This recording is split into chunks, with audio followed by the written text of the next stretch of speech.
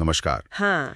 आज हम एक ऐसे महापर्व पर बात करने वाले हैं जो सिर्फ पूजा पाठ नहीं है।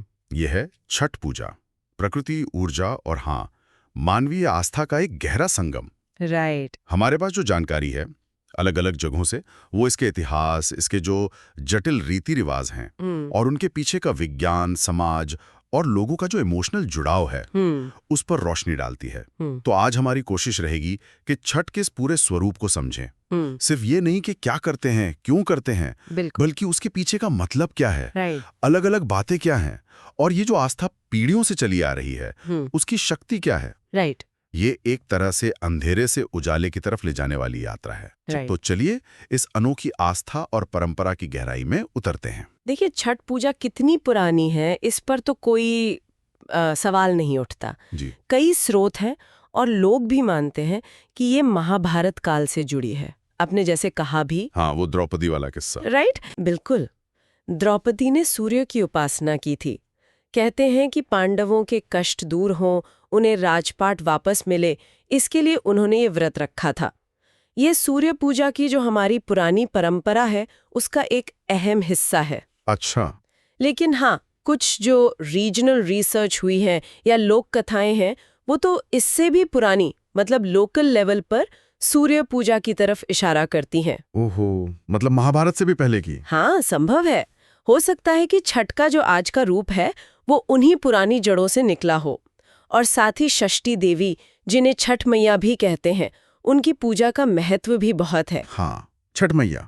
पुराणों में स्कंद माता या कात्यायनी, उनका जिक्र षष्ठी देवी के रूप में मिलता है, बच्चों की रक्षा करने वाली देवी। हाँ, और लोक परंपरा में तो उनका जुड़ाव खास तौर पर संतान के लिए है ना। बिल्कुल। मतलब संतान हो, स्वस्थ रहे, लंबी उम्र हो, इसी कामना से। बिल्कुल। ये देखना बड़ा दिलचस्प है कि कैसे एक मातृ देवी की पूजा और सूर्यदेव की जो इतनी शक्तिशाली आराधना है वो कैसे एक साथ जुड़ गई हैं। हाँ, यही तो इसकी खासियत है।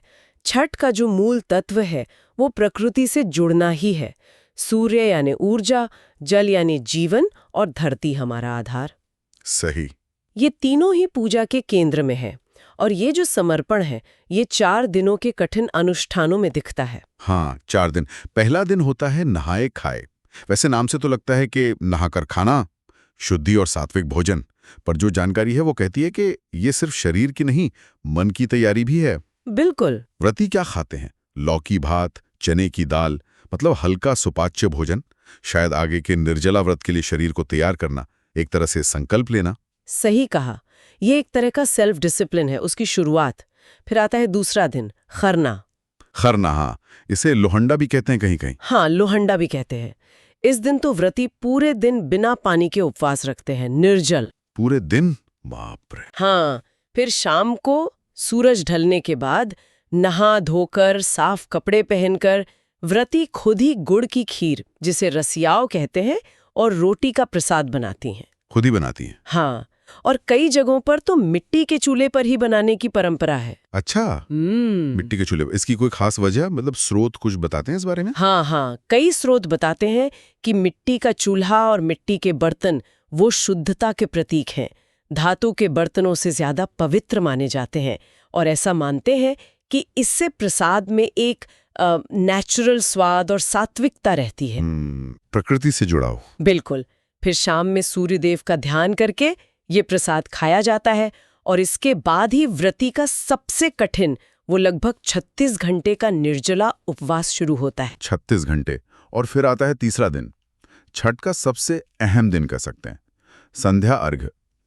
शाम ढलने लगती है तो व्रती और पूरा परिवार वो बांस की टोकरियों में या सूप में ठेकुआ, फल, नारियल, गन्ना, हल्दी, अदरक के पौधे, ये सब सजा के घाट की तरफ जाते हैं। हाँ। और सूर्य डूबने से ठीक पहले कमर तक पानी में खड़े होके डूबते सूर्य को पहला अर्घ्य। उफ, उस समय घाट का नजारा अद्भुत होता है। हजारों दिए जल रहे होते हैं, अगरबत्तियों का धुआं, छठ मैया की जय के नारे लगते हैं, गीत गूंजते हैं। हाँ, वो माहौल ही अलग होता होगा। और ये डूबते सूर्य को अर्घ्य देना, ये अपने आप में बहुत गहरा है।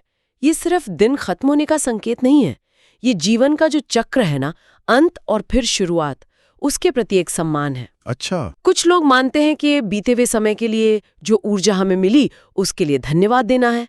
सूर्य देव जब आराम करने जा रहे हैं तब भी उनको नमन करना। ये तो बहुत सुंदर विचार है। और जब इतने सारे लोग, हजारों लोग एक साथ एक ही आस्था में डूबकर अर्घ्य देते होंगे, उसका मनोवैज्ञानिक असर भी तो होता होगा।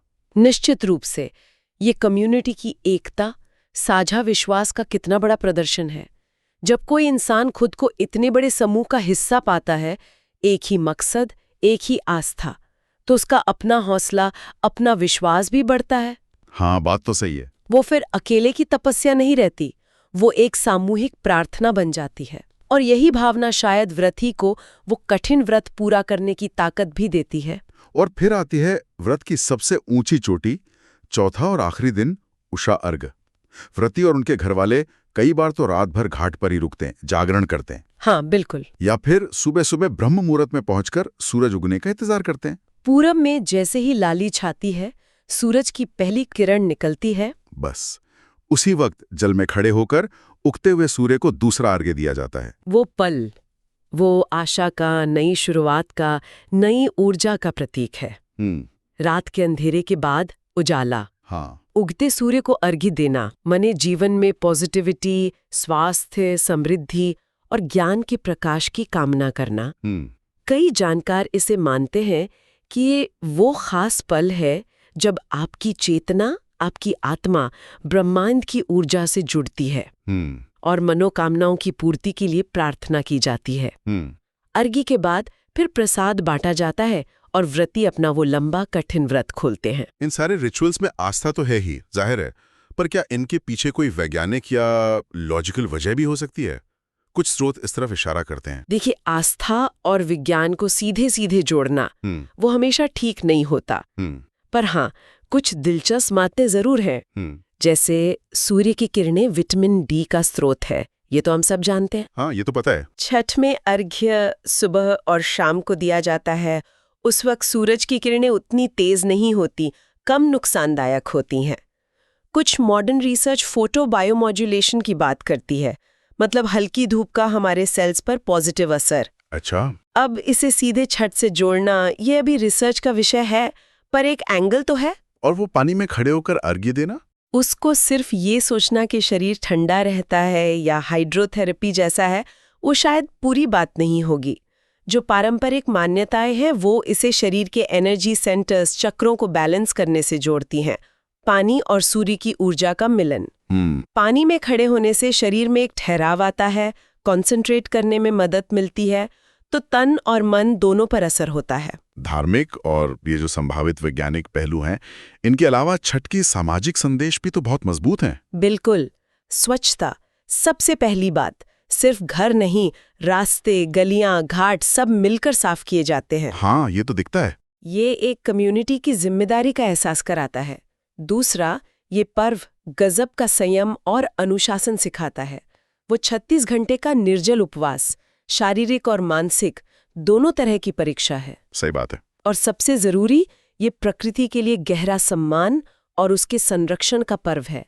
सूर्य, जल, धरती, खेती से उगे अनाज, फल, इन सब की पूजा ये याद दिलाता है कि हमारा वजूद तो प्रकृति पर ही टिका है। जानकारी में ये भी आता है कि छठ कैसे सामाजिक बराबरी को भी बढ़ावा देता है। घाट पर पूजा के समय जात पात, अमीर गरीब, मर्द औरत, ये भेद लगभग खत्म हो जाते हैं। हाँ, काफी हद तक। सब एक साथ एक ही आस्था में डूबे हुए।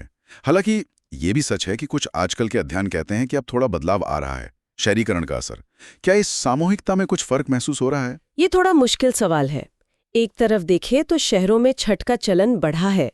जो लोग बाहर से आकर बसे हैं वो इसे अपनी पहचान बनाए रखने का एक जरिया मानते हैं। हाँ। तो नई जगहों पर भी घाट बन रहे हैं, लोग जुट रहे हैं, सामूहिकता दिख रही है। लेकिन दूसरी तरफ शहर की भागदौड़, प्राइवेसी की इच्छा और कभी-कभी दिखावा, ये चीजें भी आ सकती हैं। गांव की जो सहज सामूहिकता होती है और शहरों के आयोजन में थोड़ा अंतर आ सकता है, पर फिर भी जो मूल भावना है वो काफी हद तक बनी हुई है। इन सब तर्कों और विश्लेषणों से अलग छठ का एक बहुत गहरा भावनात्मक पहलू भी है, जो इसे सीधे लोगों के दिलों से जोड़ता है। बिहार के एक छोटे से गांव की सुनीता जी की कहानी है, जो हमें एक स्रोत से मिली। वो इसे बहुत खूबसूरती है बताती हैं। सुनीता जी ने बताया कि शादी के कई साल तक जब उन्हें संतान नहीं हुई तो उन्होंने पूरी श्रद्धा से पहली बार छठ का व्रत रखा। अच्छा। उनकी सास ने उन्हें पूरी विधि सिखाई। मन में बस एक ही कामना थी। वो कहती हैं कि जब वो घाट पर खड़ी होकर अर्घ्य दे रही थीं तो आंखों से आंसू बह रहे थे, पर मन में विश्वास पक्का था। और अगले ही साल उनकी गोद भर गई। वाह। वो भी साथ जाती है घाट पर। सुनीता जी बताती हैं, जब मैं अपनी बेटी को ठेकुआ बनाना सिखाती हूँ या अर्घ्य देने का तरीका बताती हूँ तो मुझे अपनी सास की याद आती है। वो कहती हैं, ये व्रत सिर्फ पूजा नहीं, ये हमारी परंपरा है, हमारा विश्वास है जो पीढ़ी दर पीढ़ी बहता है। समय बदला है, लोग बदले हैं, तर वो भावना, वो आस्था वैसी की वैसी है। ये कहानी बिल्कुल सटीक उदाहरण है कि परंपरा कैसे जिंदा रहती है, कैसे आगे बढ़ती है। छठ सिर्फ एक सालाना रिचुअल नहीं रह जाता, वो परिवार के इतिहास का, यादों का, उम्मीदों का हिस्सा बन जाता है। और इन्हीं भावनाओं को, यादों को, आस्था को आवाज देते हैं छठ के लोकगीत। ये गीत तो बिहार, झारखंड, पूर्वी उत्तर प्रदेश की कह लीजिए आत्मा है। हाँ बिल्कुल, इनमें सिर्फ भक्ति नहीं है, लोगों की जिंदगी का पूरा रंग है। सही।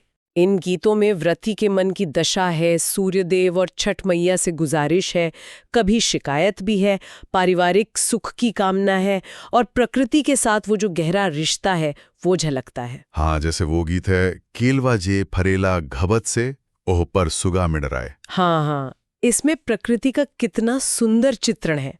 तोते से बात हो रही है ना? ये दिखाता है कि आम इंसान प्रकृति के हर हिस्से से कितना जुड़ाव महसूस करता है। या फिर वो वाला गीत, काछी बास के बहंगियां भंगी लचकत जाए। बिल्कुल। जिसमें व्रती के घाट तक जाने का वो पूरा सफर, उसका वर्णन है। इन गीतों की धुनें, उनके शब्द इतने सीधे, इतने दिल को छूने वाले होते हैं कि सीधे आत्मा तक पहुंचते हैं। और ये देखना भी अच्छा लगता है कि ये परंपरा आज भी कितनी जिंदा है। हाँ, मतलब नए गायक भी गा रहे हैं। बिल्कुल, नए गायक हैं, नए तरह के संगीत के साथ भी इन गीतों को लोग ला रहे हैं, युवा पीढ़ी भी जुड़ रही है। और कई स्रोत ये भी बताते हैं कि कैसे दुनिया भर में जो प्रवासी समुदाय हैं वो इन गीतों और पूजा के जरिए अपनी जड़ों से, अपनी संस्कृति से जुड़े रहते हैं। सही है। छठ उनके लिए सिर्फ त्योहार नहीं, अपनी पहचान का उत्सव भी बन जाता है। तो इस पूरी चर्चा को अगर हम समेटें तो छठ पूजा सिर्फ सूर्य की पूजा या कुछ मुश्किल नियमों को निभाना भर नहीं है। ये प्रकृति के साथ इंसान के उस पुराने आदिम रिश्ते का जश्न है। ये अनुशासन और तपस्या से अपने अंदर की शक्ति जगाने का पर्व है। और ये उस अटूट आस्था का प्रतीक है जो पीढ़ियों को एक डोर में बांधती है। हाँ, ये वो पर्व है जो हमें सिखाता है कि डूबता हुआ सूरज भी पूजनीय है और उगता हुआ सूरज नई उम्मीदें लेकर आता है। आपने बहुत अच्छे से इसका सार बताया। और शायद इन रिचुअल्स और परंपराओं से आगे बढ़कर सोचने वाली बात यह है कि छठ की जो असली भावना है, प्रकृति का सम्मान, साफ सफाई पर जोर, अनुशासन का महत्व और सामुदायिक एकता, उसे हम अपनी रोज की जिंदगी में कितना उतार पाते हैं। क्या हम पर्यावरण बचाने को, अपने आसपास की सफाई को, आपसी सहयोग को सिर्फ इन 4 दिनों की पूजा तक ही रखेंगे या इसे अपनी जीवन शैली का हिस्सा बनाने का संकल्प ले सकते हैं? यही शायद वो गहरा सवाल है जो ये महापर्व हमारे सामने रखता है। इसी विचार के साथ हम अपनी आज की ये गहन पड़ताल यहीं समाप्त करते हैं। जय छठ मैया। सूर्य के प्रभा पराक्रम का